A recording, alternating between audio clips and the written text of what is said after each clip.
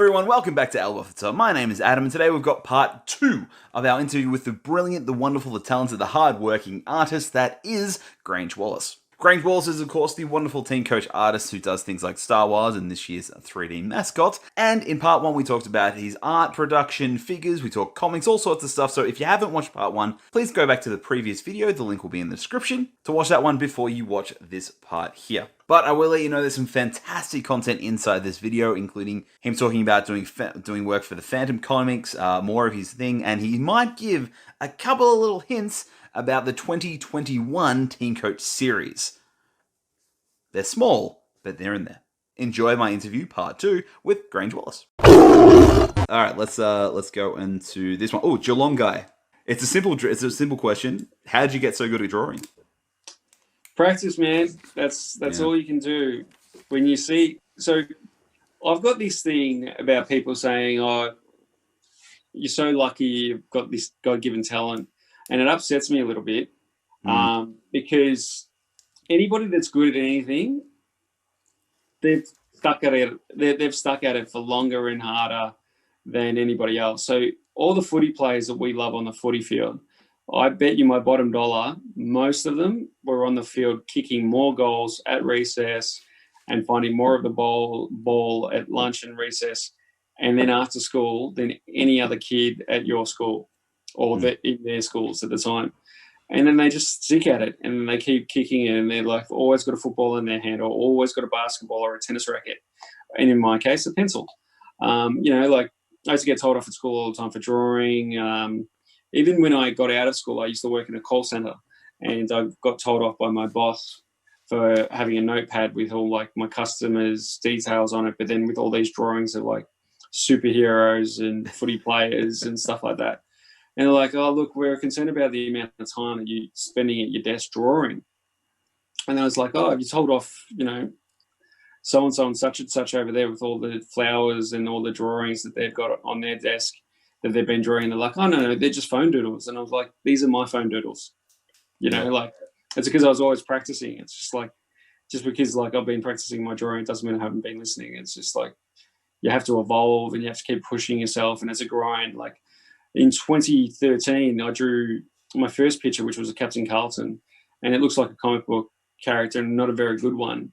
And then I went to work studying on 3 weeks of like how was I going to make my first set of mascot portraits for him to be like good enough to potentially hopefully go viral. And I just studied for 3 weeks, and then I drew the first one, which was the magpie that I discussed earlier. And it's really like I still think it's one of the better artworks I've ever done because it shows that jump and that leap from practice, patience and perseverance, and then all of a sudden I had a new art style. Like it felt like that, but I'd spent 3 hard weeks just researching other artists, watching video tutorials, studying, practicing my brush stroke, and then, learning how to use the software that I was using, which was Photoshop, and getting good at it. So, you've got to practice. That's there's no magic formula to getting good at anything. It's practice and finding good educators. So, find good inspiration and good educators. Like a friend of mine is really good at a jump shot basketball.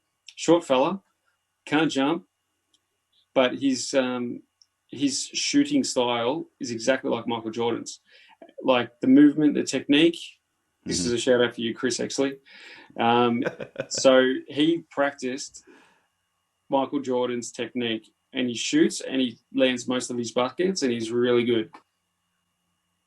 It's I think you hit the nail on the head there. Like perseverance and, practice is literally the key to improving anything, right? My own personal mantra is anything worth doing is never easy. Yeah, I completely agree. I'm a school teacher by trade, so literally every single day kids ask, it's just about keep on going, even if you love something, because eventually, as I'm sure, a love can turn into work, but it's still work, right? Like I'm sure there's days for you where you just go, oh, I can't, I don't have that energy to draw or something. I just got to sit down and grind away at it. Absolutely. There's a lot of I'm trying to figure out whether this is me being lazy or if it's true, but there's like an artist procrastination period. Like when it comes to certain artworks, like I'll have to deliberate and think on certain artworks for like a couple of weeks. So by the time I get to draw them, I can draw them because I've thought about how I'm going to draw it. Yep. Like the pre-visualization, which you hear athletes do. Like it's actually true for me as well, a little bit, because I find that there's like a necessary procrastination requirement in my work on certain things. Sometimes my excitement will kill that, and I would just be so excited that I'll just jump into it. But then that can also sometimes be a frustrating experience if the artwork doesn't go the way I want it to. But generally speaking, yeah, there's like, you've got to pay attention, you've got to think about it, you got to like I do a bit of rock climbing, and there's certain, like I used to, I don't do it anymore because I want to protect my hands, but like you'd sort of like map out the route and think about how you're going to do certain aspects of it to save energy and to get through it. And it's kind of similar with my art. Did I answer your question then? I wasn't sure. Oh, absolutely. I actually think you answered that question far more detailed than I expected you to. I actually expected you to say practice, practice, practice, and that be done. But no, that was actually a really great something that I completely agree with as well. Like I try to impart on my students, things like that as well. I think you absolutely 100% nailed that 100%. Quick question. I can't remember who it is by. I've actually written it down. I can't see it anymore. But the question was, have you got a favorite Star Wild you've ever drawn? Out of the years or anything like that? I still really like the first series that I did because I kind of like the idea of them running through the banner. Yeah. Originally it was Ollie Wines because I snuck in a lightning bolt there behind it. But I really like the Patrick Cripps one, but I also really like the Dustin Wild one and the Luke Dalhouse one as well from the first series. Yeah. But I like the Dustin Martin one from last year's one because it just was so emphatically happy and just raw, and he's running. It was hard to push that one past because it was a little like a bit too demonstrative, but it was a good artwork. So I don't see. I've literally got the card next to me just in case I need reference or something. That's crazy to me that they would like. There's something raw, something powerful about that card. Like it's just ridiculous. I know, I understand it because like there's a fine line for me to balance because like at the same time this is a collector's item product, but at the same time it's also got a very broad audience age gap. Because if we make them too scary or if we make them too aggressive looking, our younger core members of the Teamcoach family, they can sometimes misread expressions, especially the really younger ones. So we've got to protect our audience in that regard. And so the great team at Teamcoach that I work with, like they're really good at finding the right balance for me to, like they give me a nice amount of art direction to make sure that it's right. That's really interesting because you did the 3D icon mascots as well for the 2020 set. I was so happy to do those. Oh, that was fantastic! I was so excited to see it. The moment I saw that you were getting those ones, I'm like, this is great. I'm going to be able to pull his art like more commonly, which is great. But like you could really see because, for example, the Richmond poster that you sent to me. So thank you so much for that, by the way. Compared to the sort of toned down, less visceral sort of approach that you went with the Tiger in that, was that obviously a big thing from them to say that, it's only anything to scare the young collectors and things like that? Yeah, well, I think, so basically the ones that I do just for my social media channel as just like a digital only sort of artwork nowadays, they're my own style, they're my own brand, like they're me without a client, if that makes sense. Like I'm the client. But with Teamcoach, I thought it was important for us to collaborate and make something that was uniquely Teamcoach's product in terms of like their own style, their own branding, and sort of fit into that ecosystem a lot better. Whereas my own stuff is my own stuff, and I'm kind of protective in that regard. But when it comes to Teamcoach, I really wanted to do something unique and special for them because they're great people that I work with there. And also I wanted to make sure that it was unique for the fans as well. So like people are like, that's my Teamcoach version of my 3D club icon and a few things like that. So that was, I don't know, I just felt like that was the right thing to do for both the audience, Teamcoach, and myself. Yep. You probably can't say anything, but do you have any other cards coming up in the next season that isn't the Star Wilds, or? I'll leave it with to be continued. To be beautiful, lovely played. I like your work. That last question was from Footy, by the way. Shout out to him. He's a great subscriber to the channel. Your other work.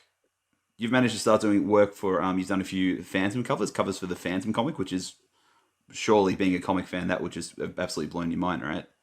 Well, it's kind of funny because like a year and a half ago, 2 years ago, probably now, I was seeing a friend of mine posting pictures of his Phantom comics art, and then I was just like, I'd given up on that whole comic book realm. And I even wrote an article from another friend, Darren Close, asked me to do an article for a Australian comic books website. And I said, and I titled it arrogantly, "The Comic Book Artist, one of the best comic book artists you've never heard of," or something like that. I can't remember. It was like very self-deprecating, but at the same time a little bit arrogant.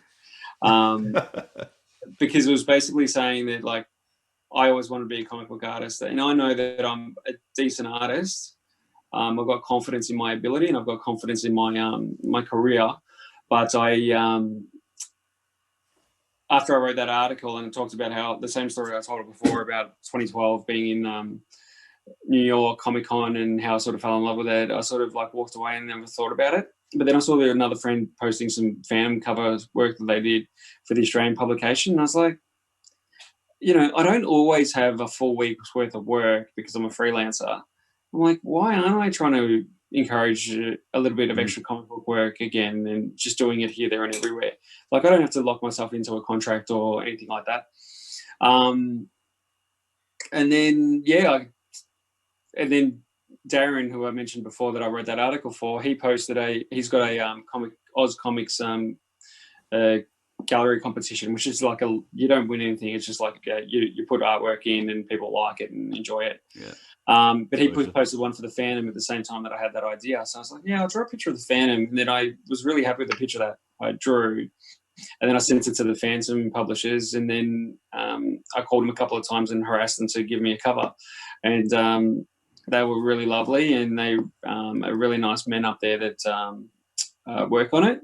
And they ended up giving me a cover and then a couple more covers. And then I ended up going up to Sydney for Comic-Con and sat in their booth and signed covers and sold covers. And then I ended up asking Dudley and Glenn, who are the editor and the owners of the business. I was like, I'd love to do a 4-part connecting cover.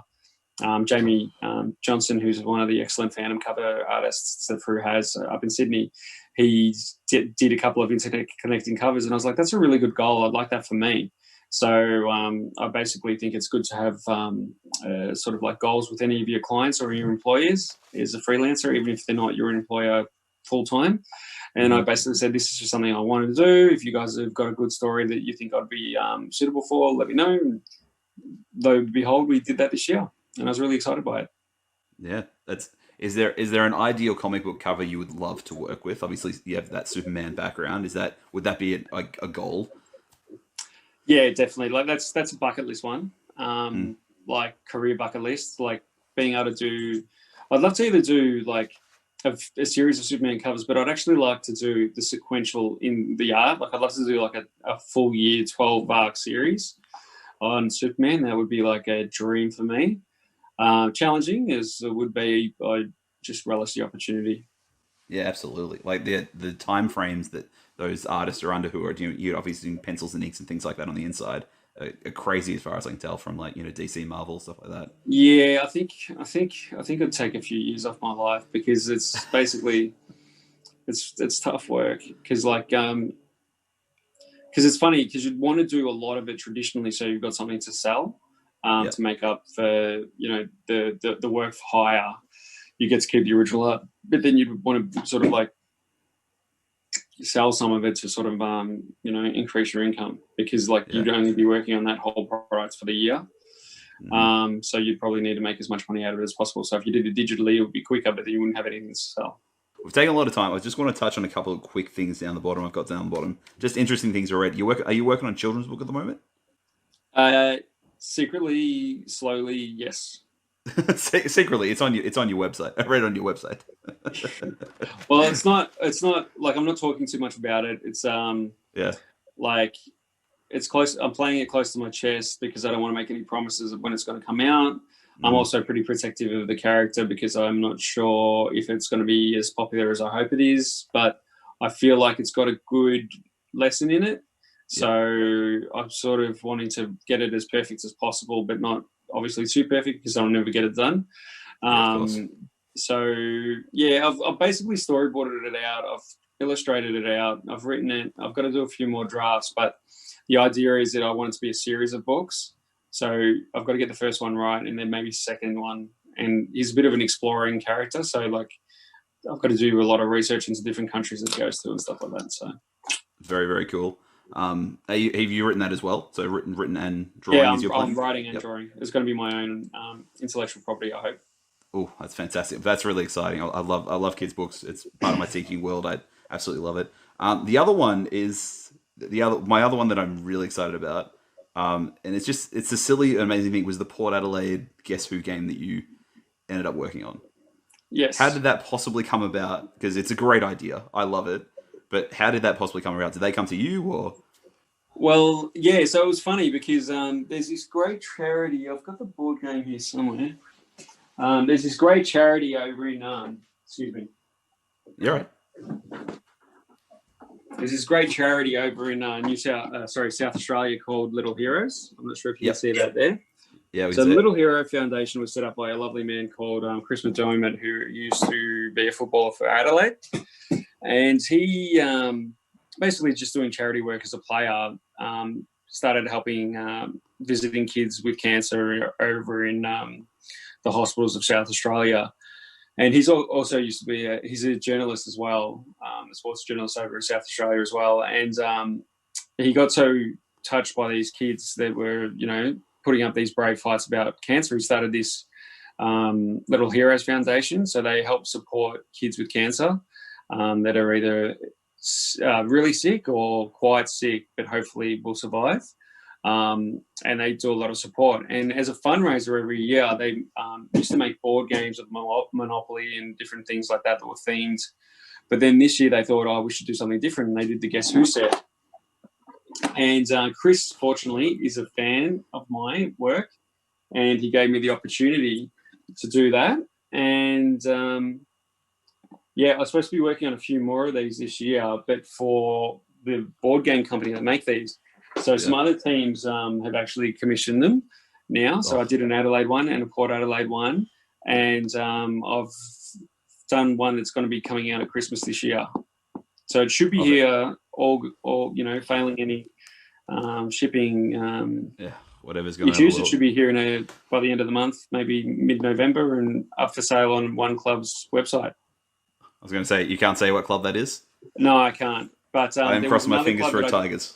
Yeah, there was another club that I did do half the job with, but I'm not sure if it's still going ahead because it was put on pause with the whole COVID thing.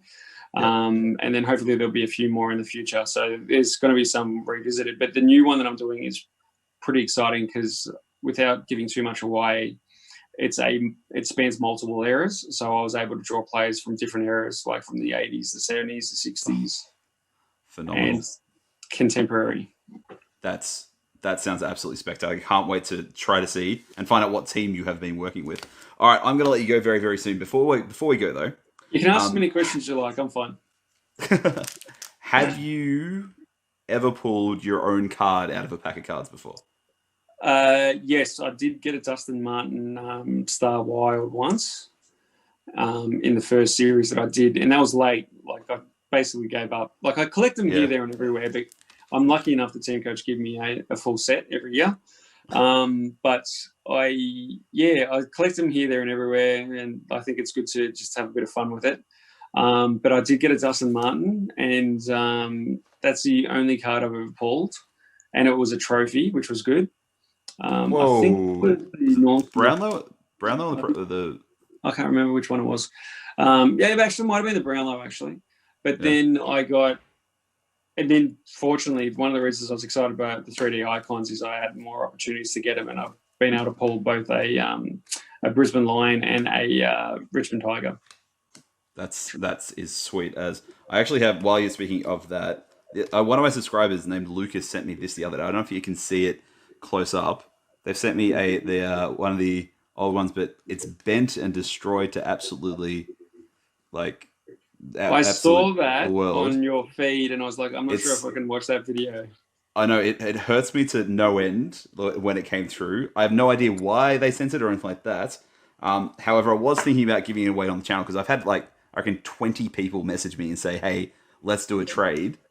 I was thinking you're welcome to say no. I can just cut this part out of the video. Can I send it to you? Maybe get a signature on it and send it back so I can give it away on the channel. Absolutely, why not? Brilliant. I'll give you my address off air. Yes, ideally.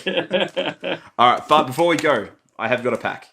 Oh, great. I've got a pack of 2020, and I would love, fingers crossed, we can pull a Grange Wallis art card out of this pack. Wait, don't you have to like click the top of the back of the card so we know you haven't tampered with it? Is this it? Oh, there's literally nothing on there. I'll show it your camera, show it my camera. I have got just randomly one of your Giants cards sitting on my desk. I don't know what that's been from an old That's opening. probably my favourite. The Giants? Yeah, I just like it. He's like a handsome Hulk. I actually loved your Suns one. I thought your Suns one this year was just phenomenal. Oh, yeah, no, the Suns one is pretty good. I do like the Suns one. And the power as well, the electricity in the background. Like I thought those were just the ones that were a bit more superhero-like. Yeah. But all right, let's crack this one. Let's see how we go. If we pull, I don't know, Trophy Wild out this, it will just be absolutely ridiculous. I normally go to the things. All right, so we got Clayton Oliver in the gold. David Mundy, and we haven't. However, Buddy is one of your artworks on this flip. Oh, is it? Oh, they did the redo of. Is it on here? No, we've got the magic ones. Yeah, magic, how good would that have been? Yeah, no. How good would it if we got I got your buddy on there from 2018? I think it was 2018. He did the yeah. So it was the more realistic one. Yeah. It could have happened. Imagine if it would happen. Would have been absolutely spectacular. I would have loved it. I'll tell you what, though. I've only got one of the Captain Carlton 3D icons. So if you got a double of that, if you could send me that as well, that'd be great. I will send you. I probably definitely have one of those. These are all my doubles that I've just been collecting. I get people send me in the trades and things they want. There he is. That will be in there. I want one for the special for you too. I've got the ones that they gave me, and I'm going to put them in a frame. But I've been like hoping and trying to get another Captain Carlton one because I just thought it'd be a great card to stick on the fridge. Well, that is my gift to you. Thank you kindly. Let me know what for it. My gift to you for doing the interview and giving the sign on the busted up Dusty over here. Awesome. Well, this has been lovely. I've really enjoyed it, and I hope your audience has enjoyed it. I've had a great time. Hopefully, everyone's going to sit through and really, really enjoy this because it's absolutely fantastic. Grange, thank you so much for jumping on here and have a bit of a chat. It was my pleasure. Thanks for inviting me, Adam. And it's been nice getting to know you over the years and drawing some art for you with Daredevil that I drew for you a few years ago. And oh yeah, well we haven't even talked about how we actually met, but that was I met him. I met Grange many years ago at a All Star Comics. Shout out All Star Comics, still up that store. And I got him to draw a Daredevil for me, and I absolutely fell in love with him.